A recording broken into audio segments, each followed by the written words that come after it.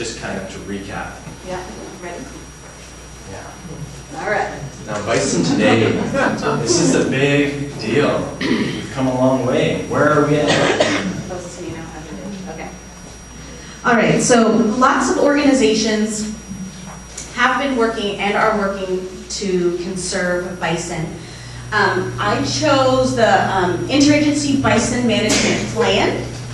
So this is a group of 8 agencies that are working specifically with the Yellowstone bison to help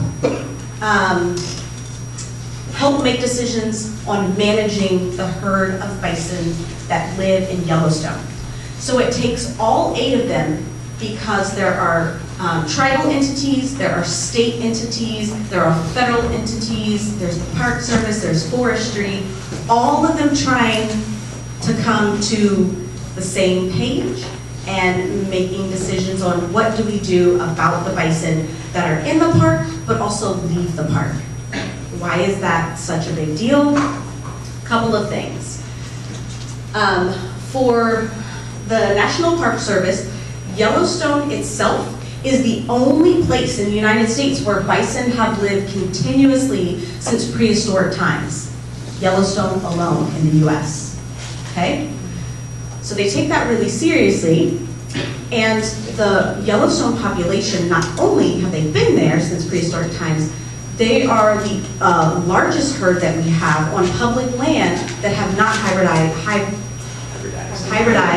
I said it right the first time, didn't I? Bumbled. Hybridized through interbreeding with cattle. So, you know, a very unique group. Their location, so Yellowstone borders, what we have here. The brown that you see right here is all of the migrating patterns and the locations that the bison herds are using. So the really light is like fall and winter range, all the light right here. And then the dark brown are breeding ranges. And then the purple are basically winter. So when winter hits, the bison are trying to get to, you know, lower elevations, believe it or not. So they're going to lower elevations so they have less snow to deal with and warmer temperatures. But that's outside of the park. So then we get into farmland or cattle land and grazing, and farmers don't want the bison in that space. And so we have the IBPM management plan, which means they're watching the herds. If the herds go too far, they have authority to cull bison, right? Keeping the numbers down. They have a carrying capacity of about 3,500 is the agreement right now in Yellowstone. When they get over that number, then we have to cull them back so they don't get out as far during the winter time. And right now, bison numbers have actually gone up to about 5,000. So they've been working on not only how they're doing the IBPM planning, but also making another organization because they need a newer plan. This was brought forth, I believe, in 2000, right? So it's a bit old. So constantly changing, constantly upkeeping. How are we working together, and what's the best for not only the bison, but also the whole ecology, right? All right. So clearly there's a lot of complexity and stigma around this issue. There's the environmentalists, don't kill the bison, don't cull them. There's the ranchers, get them off their land. There's the people who manage Yellowstone. We need to make sure they don't eat their habitat out to the extent that they'll all be starving in 4 years. You know, a lot of things going into this. 8 agencies. That's a really quick snippet of how all of this is managed in each separate location. Okay, so what are some of the bison-cow conflicts? What are we facing here? One thing is that they compete for resources. A lot of ranchers say, oh no, we don't want bison to come down into our lands because they will eat most of the forage that our cattle need for our commercial operations. It's our way of life. They are supplanting our way of life, right?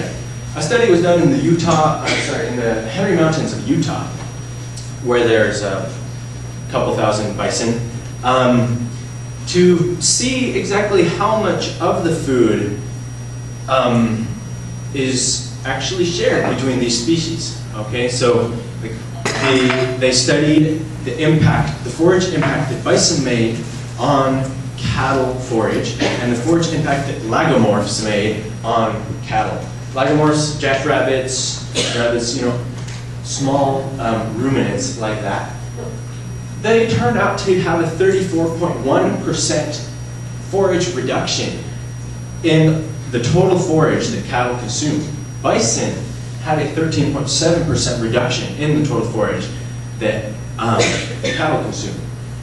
That surprised ranchers a lot. They expected lagomorphs to have a very small effect on their forage, and bison have a very large effect. It's almost tripled, right, in the reverse.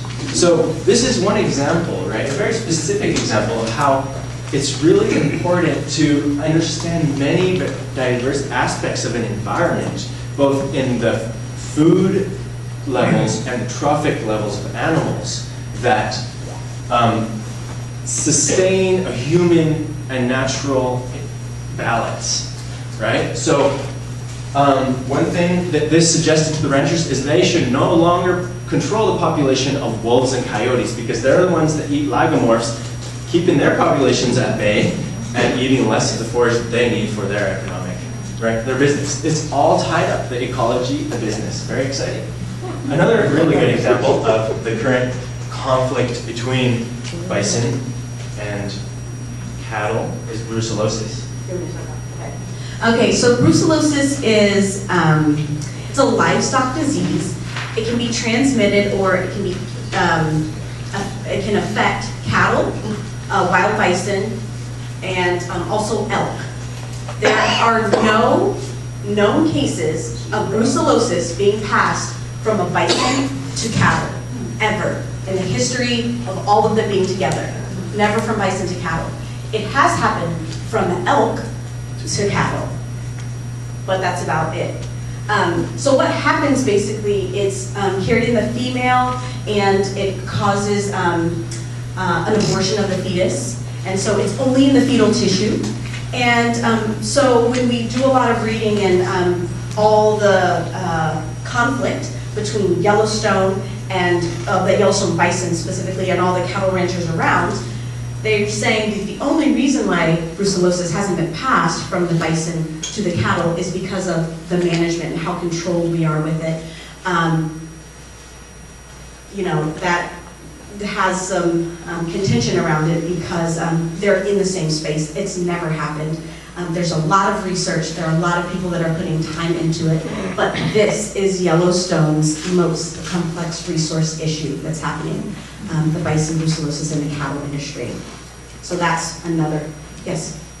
Could you just clarify with another sentence or two? It sounds to me like the bison don't present a challenge to the cattle because they don't transmit brucellosis, but has there been assertion made that they do? They do transmit, they are there's been no carriers. study transmission into cattle currently. And they're carriers, so if they're carrying it, then cattle ranchers say that it's a possibility.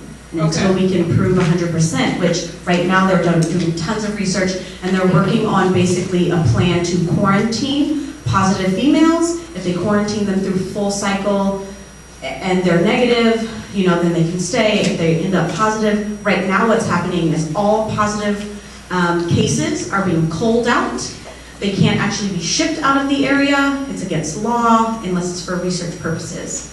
Actually, we'll talk about that a little bit later. About 2/3 of the Yellowstone population has brucellosis. Does it impact bison the same way? It causes the miscarriage? Yeah. All right. Meat. Meat is another way in which bison interact very clearly with today's cultural context, right? So there's 162,110 bison in United States private ranches.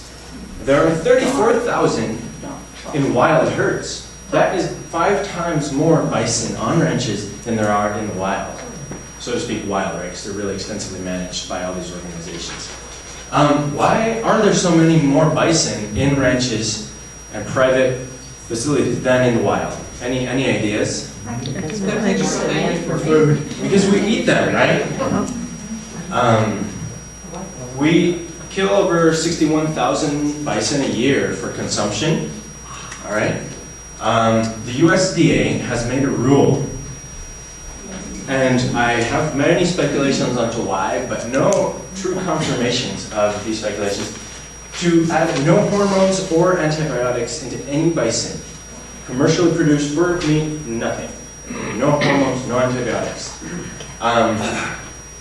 That can prove really useful to a lot of bison producers because they can already just automatically kind of hit that market. But at the same time, it can prove really hard to maintain a really healthy commercial bison operation. Sometimes calves need a little extra antibiotics to be able to get over the sickness, just like you do most years, right?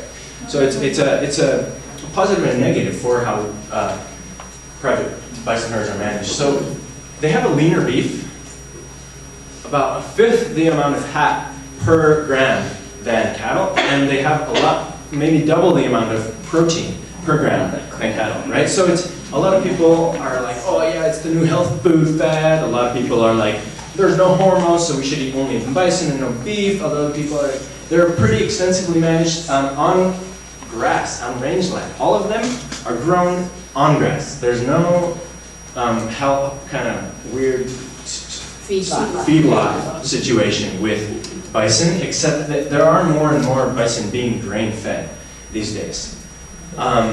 Finished on grain. Yeah, finished on grain, I apologize. It puts a little more fat on it and turns the fat from a yellow to a white color, which is often more desirable in the market, right? And a lot of these ranches, on the next slide, Yep. like Wild Idea, this is a little case study I want to go into. They are bison producing ranch. They try to navigate both the commercial aspect of growing food and the ecological and cultural aspect of what bison mean on the landscape.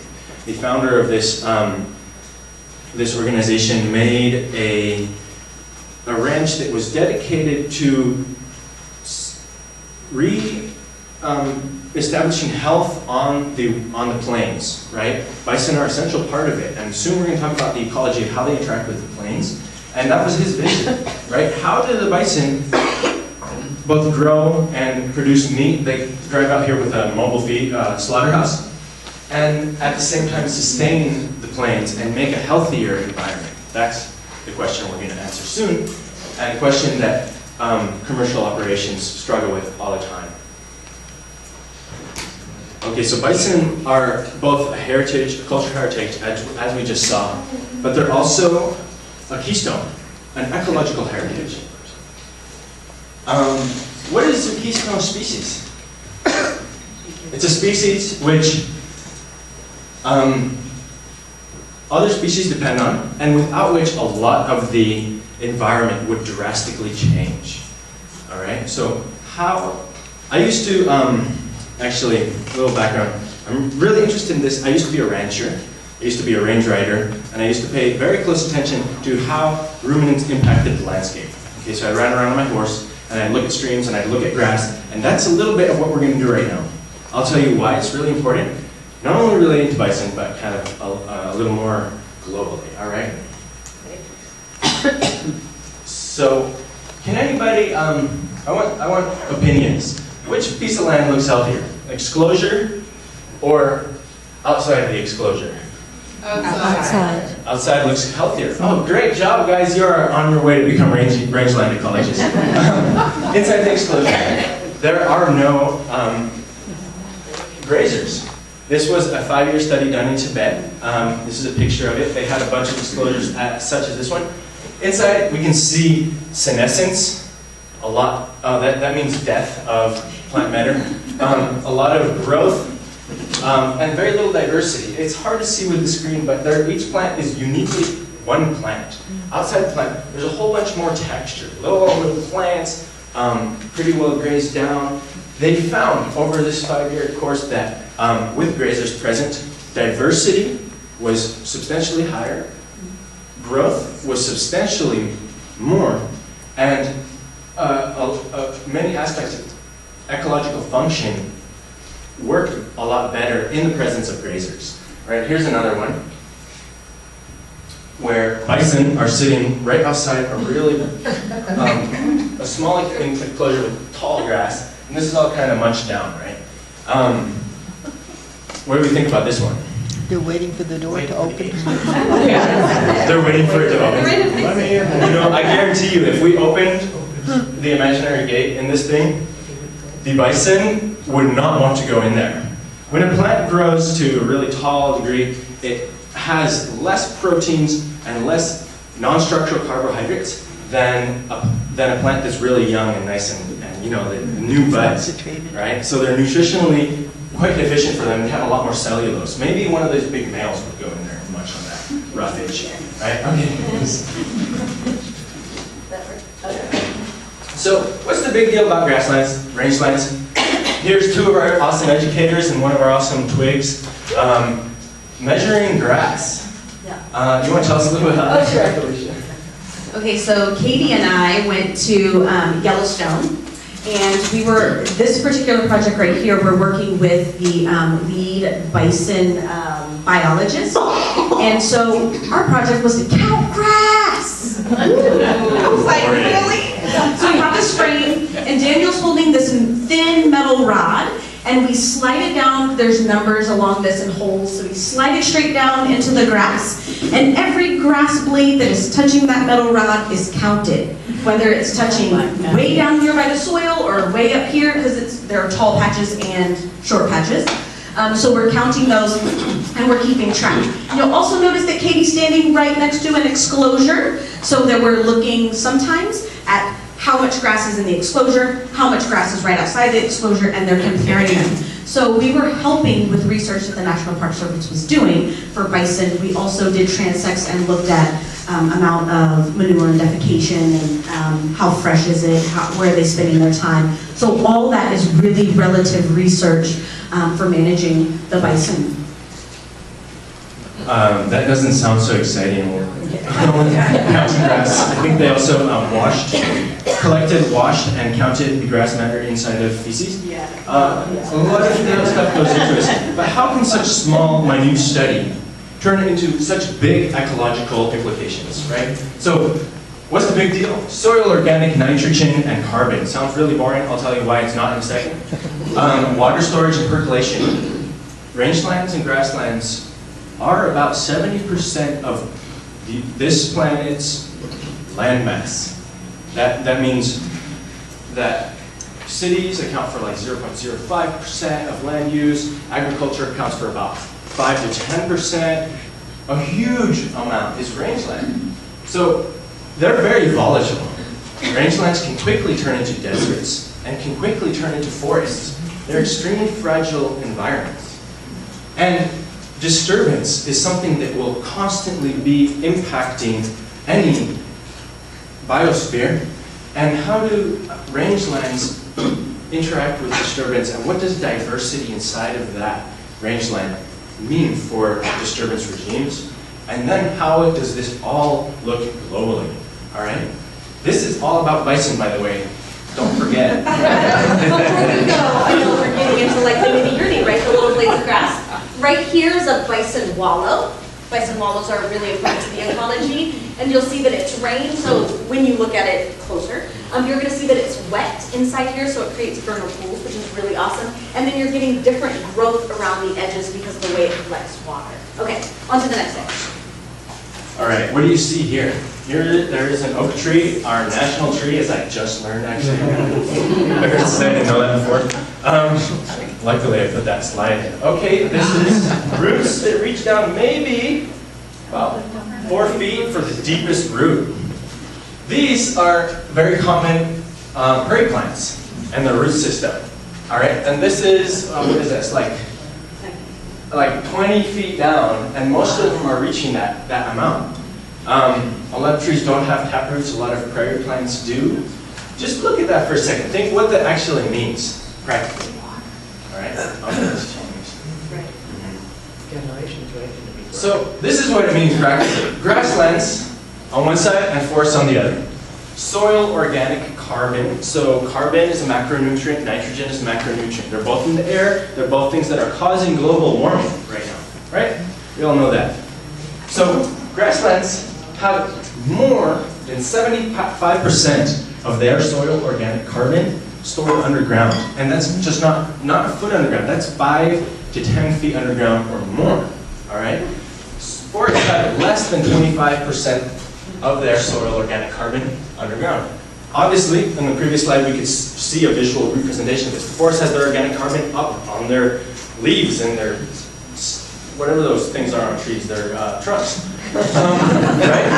80%, more than 80% of nitrogen in grasslands is immobilized and taken away. 70% of the nitrogen that exists in, 78% of the nitrogen, the total in the world is in the air, and grasslands get more than 80% of their nitrogen from the air and immobilize it into the ground, deep in the roots. They make nitrogen nodules.